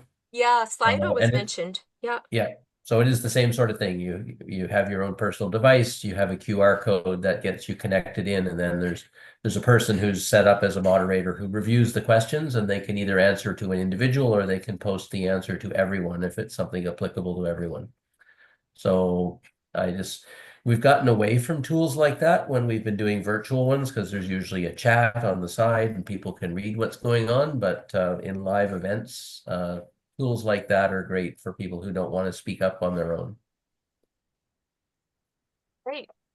Thank you, Glenn. So do you have anything else? Okay, cool. So the next person is me, Celine, and it's hard to do this online, but as chair, I'm stepping down for this speak slot here. So Rochelle will keep me on time if I overspeak. And what I did, and I don't know if anybody had noticed that I sent, there were slides of a draft AAC Town Hall 2025 that I'm just proposing. And I'm wondering if Elizabeth, you are there to help me with these slides? Yeah, I can display them on the screen. It'll just be a moment. Sure.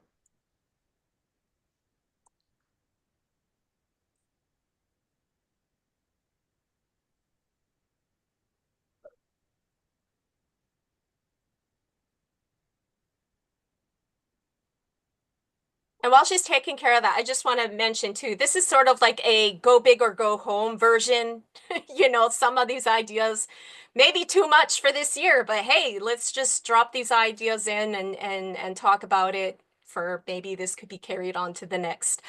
So the one thing that I propose, because this is the one problem that I think we do have, is to keep things like regional representation.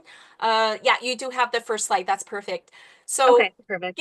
So I really understand what Melissa says, that it's like a 6-month planning event. It is intensive, and I definitely recognize that.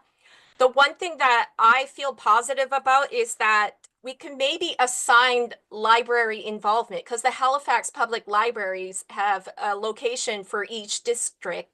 And given that so many people have a hard time managing to get to the central library, we could maybe hold sessions, like individual sessions in these 16 locations that would also be able to serve as being able to collect data, you know, like, so anyways, in bullet points, like focusing on distinct accessibility issues unique to these areas, because that's the other thing, is somebody's living out in a rural area. A lot of the stuff that we normally talk about at our AAC meetings always tend to focus so much on downtown and parts of Dartmouth. So it would be great to be able to kind of reach out and be able to hear out people from those communities. The main hall is kind of like the watch party, just like we were mentioning, like the fact that we have the technology to be able to live stream this appropriately for everyone to watch, and that there would even be a watch party at these other library locations. And again, too, we had mentioned earlier, like it's really putting an emphasis as a social mixer to have people fed, people talking to each other, getting to know each other, and being able to hold a conversation about accessibility in the HRM. The other cool goal is to have survey data collection, like pinpoint regional accessibility challenges as before, help us inform of the 2026 AAC work plan, offering both paper and online feedback forms. Because as much as I really side with having Slido, I know for a lot of people, there's so much technology to learn, and especially people who are of an older generation, it's very hard to adapt constantly to technology every day. Like it's even QR codes, it's only the last couple of months I'm starting to get the hang of it, you know? So I would just kind of put emphasis, like to have kind of like an organic physical feedback form that somebody could write something down, put it in a suggestion box, just like we were mentioning earlier, that people want to be discreet about their feedback. They don't want to be out in public talking about what concerns them, what challenges them, recognize what are the, okay, yeah, so this is the thing, because we often, everybody who thinks about accessibility, we're always talking about physical barriers, which that is absolutely correct. I'm just kind of, what I would like for us to kind of also touch as a subject is to recognize marginalized barriers, people from marginalized communities, and, you know, like touch on intersectionality and accessibility. The other thing as well to kind of add to that as well is like, sorry, I'm getting like the silent disability, the disabilities that are not visible to people, to also touch on that, because environment is everything, especially if you're neurodivergent. So that would be also kind of like to kind of have equal representation to physical and to non-visible disability. So the other thing too, like I'm again sounding ambitious, but I think it could be done if we can somehow form some sort of partnership with Halifax Public Libraries.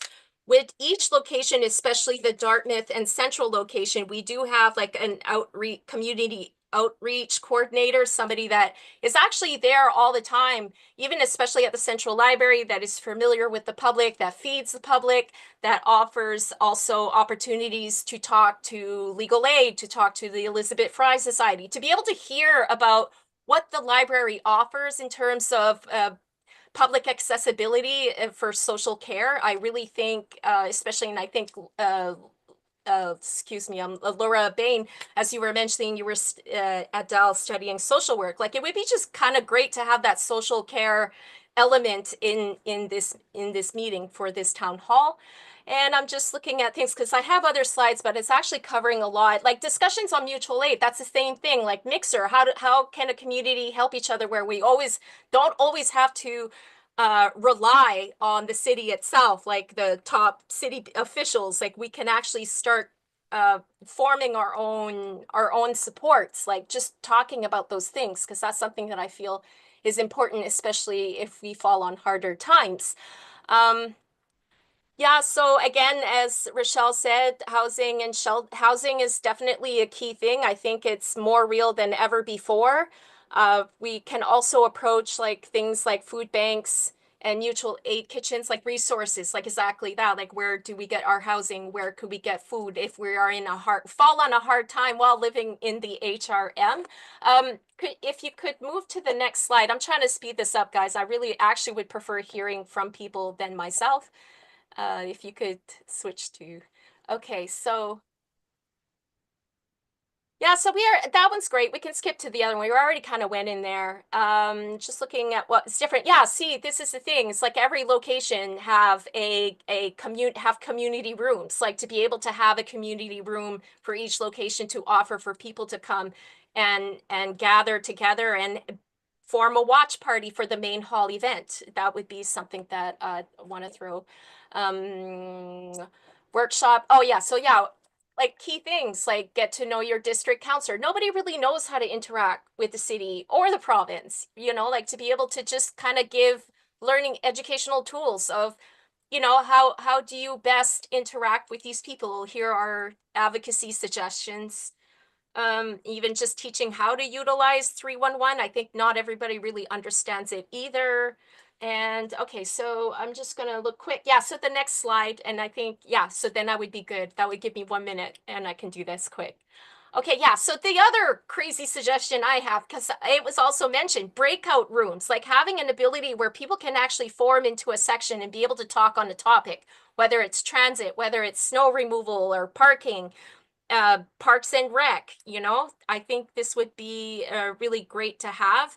That I don't know, could it be on that same day that we have it at set at a different time, that we have volunteer facilitators? I am a volunteer facilitator, and I know plenty of volunteer facilitators that we could maybe ask to participate in this type of thing. Sorry, I'm starting to lose my words. So I'm just trying to think, because that's the thing. It's like we could almost hold a forum in July because there's no AAC meetings. I could make myself available to have kind of a Teams meeting for the public to come in and say, hey, this is what I'd like to see for the town hall. And the same thing too, we could even look at having a postmortem meeting about the main hall event in December so the public can come in, hey, I don't think this worked. This is what we wish to have, you know, kind of an extension. So I would also volunteer to do that as well. So anyways, key topics, physical barriers, social care services, marginalized barriers, which I'd really want to put more emphasis on African Nova Scotians and Indigenous people and the LGBTQ+2 people, especially upon reading an article last week, somebody saying that they are uncomfortable with trying to access a food box, given that they have to give their personal identity to these organizations. And I totally agree with that, given that the people who are actually taking in a lot of that data are volunteers. And, you know, I totally understand that it doesn't really feel secure to find food security if you have to identify yourself. So that's good for me. I'm just going to leave it to everybody else. Thank you for your attention. In my funny little vice chair role, I see that Jean has maybe a question specifically for you, Celine. So yeah, sure. I'm I think, gonna can I take the facilitate chair? that. Is it okay if I take the chair again? I think it was just to keep me in check. That's a great question. I mean, I said the thing. I'm good now. Okay, great. Thanks. So we're gonna leave it. We're gonna give the mic to Jean. My question was for you, Celine. I was just wondering, like, in your capacity as a volunteer moderator, maybe I'm using the wrong term there, but what's the capacity for something like a virtual town hall like that, where, or yeah, like, is there a number that is too many to really handle?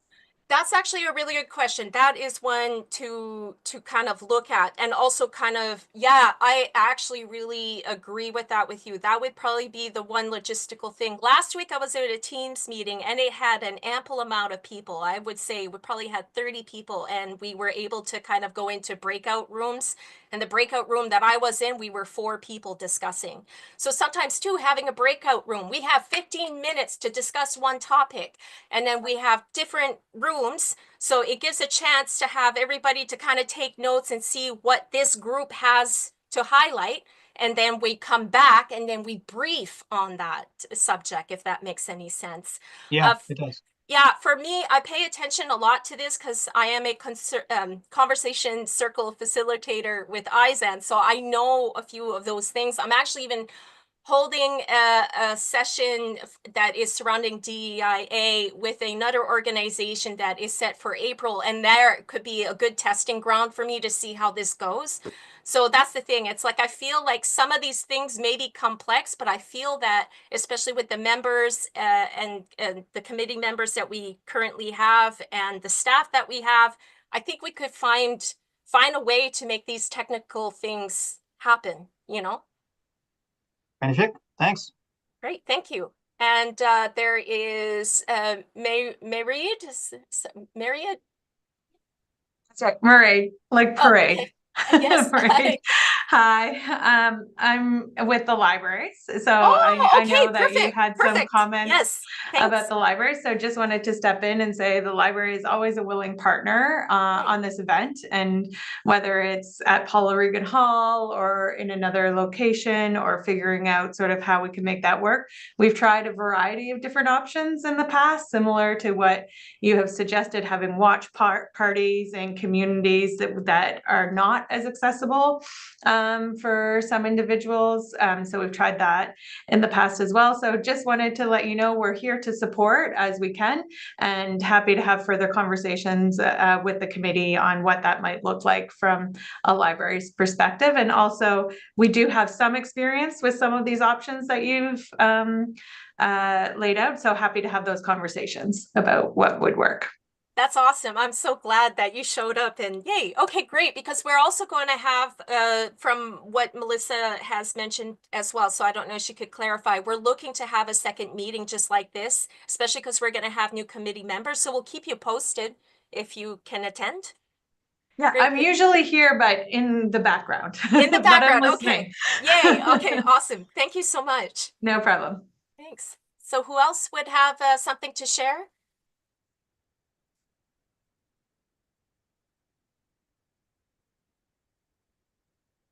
Yes, Rochelle?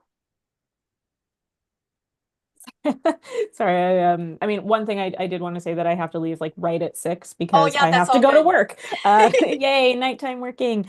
I did want to reiterate, I think something that Melissa said, I believe it was Melissa, about like the involvement of the committee. Like the first year that I was a part of the committee, I did not know how to get involved, and it was like very overwhelming. But like since having been on the committee for a few years now, I feel like I personally would be very happy to take a much more involved like approach myself. I also know that like people who are on this voluntary committee and are not getting paid to be here can only offer so much of their time. Like I've sort of, I'm okay with doing that at this moment in time. I think depending on the year, it's not necessarily doable, and I do want to be thoughtful of people who can't take a more active role.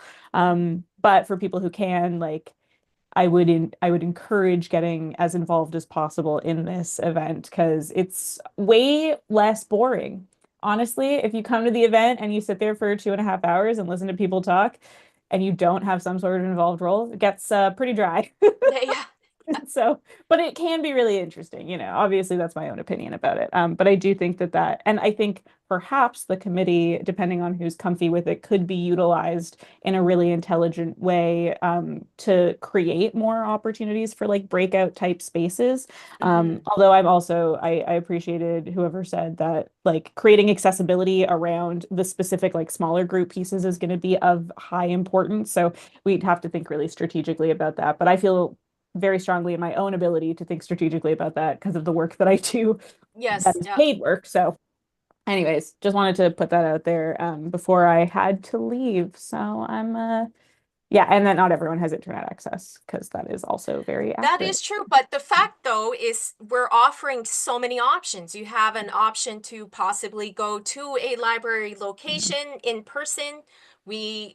And just the fact that one thing as well, there are still a lot of people out there and there was a recent conversation circle that I hosted a couple of weeks ago, and that was the critique is like, do we have a live stream? Do we have something? Because it was all in person. So I think the fact that I can understand that internet access is limited for some, but that is just something that we strive towards to make it as accessible as possible, and kind of have to accept that we won't be able to accommodate at 100% capacity. That's, I don't know. Melissa, you have something to add more on that?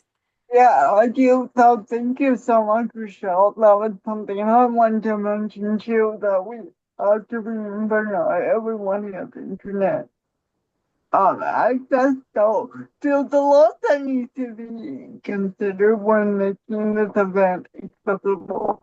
And I like your idea, Celine, about the library. I will be frank. We did that a few years ago.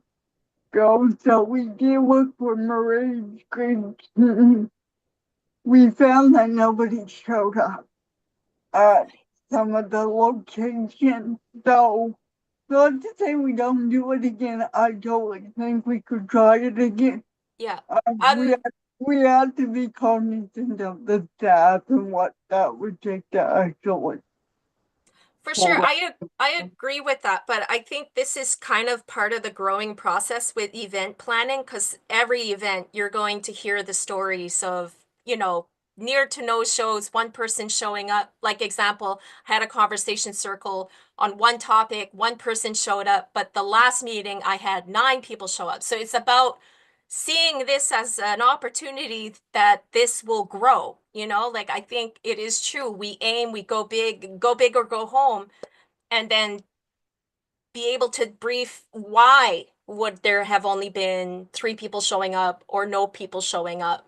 So I think it's just part of the growing pains. That's like kind of opinion, but I don't know if anybody else has anything to add. It is 5:59 and I have nothing better to do, but if everybody needs to go or so, I don't know if there's anyone else who has something to share.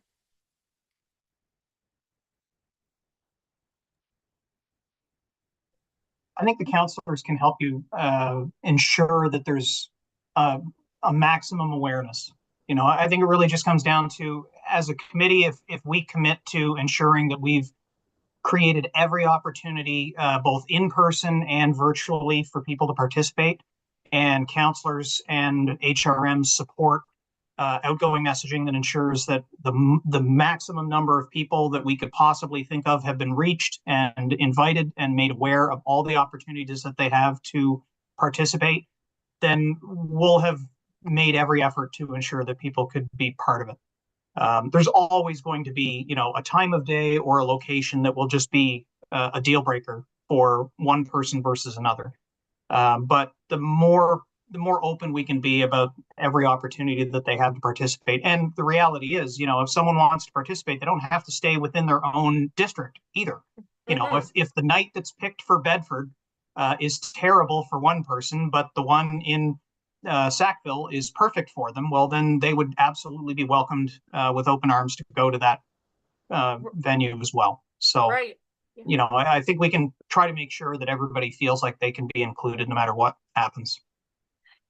I think so too. And even just like on the account of having 16 locations, especially given that one district would have different populations from each other, right? Like obviously, because from what I understand, Trish, your district has a Black community involvement, like Preston, and so that's the thing. It's like we could extend out conversations in that library location that would be specific to that area, that really does touch on like key Black issues that people are facing in accessibility in that area. So yeah, I don't know. I think that was great. Thank you, Jean. So here I am, obviously talking a lot more and going a little long-ended, but what I will do, I'll just give that last one and then we'll close this meeting. So going once, going twice. Anybody else have something to add? Awkward silence. Yeah, okay. So everything's good. So we have no more added items. The date of the next meeting is March 17th, 2025. I will be wearing green. And now we're going to work towards the adjournment, and it requires a mover only. Who would like to be the mover? I'll move. Jean moved it, and we are done. Thank you so much, everybody. This was Thank you, really Celine. great. Thank you, everyone. Thank you. Have a great night. Thank you. Great meeting. Bye.